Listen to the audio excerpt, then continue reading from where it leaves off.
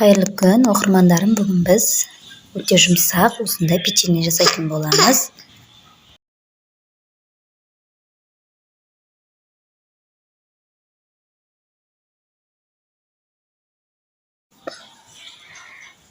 Ең алдымен бізге жұмыртқа керек болады. 2 дана жұмыртқа,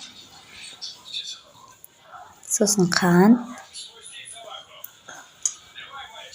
граммдарын астына жазып кететін боламын.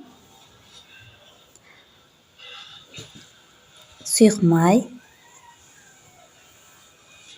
Осылардың барлығын араластырып,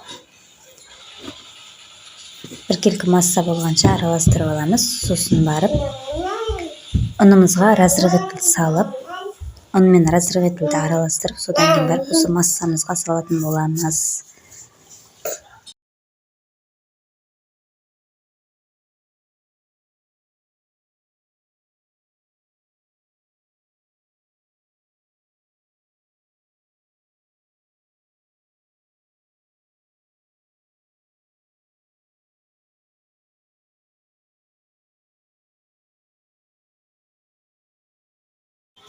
Енді мен осылай аз-аздан салып жатырмын.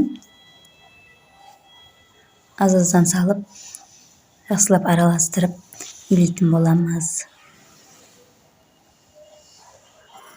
Барлығын араластырып болып илеп болғаннан кейін, мен осындай формаға дөңгелектеп салдым. Осыны мен қызып тұрған 200 градусқа 15 минуттай пісіріп алдым. Жасалуы да өте оңай. Осындай жұмсақ печенье болып шығады. Балдарыңызға жасап берсеңіздер болады. Көп уақытты да алмайды. Менің осындай оңай рецептілерім ұнаса, менің каналыма тіркеліп, лайк басып, комментарий жаза кетіңіздер. Рахмет, сау болыңыздар.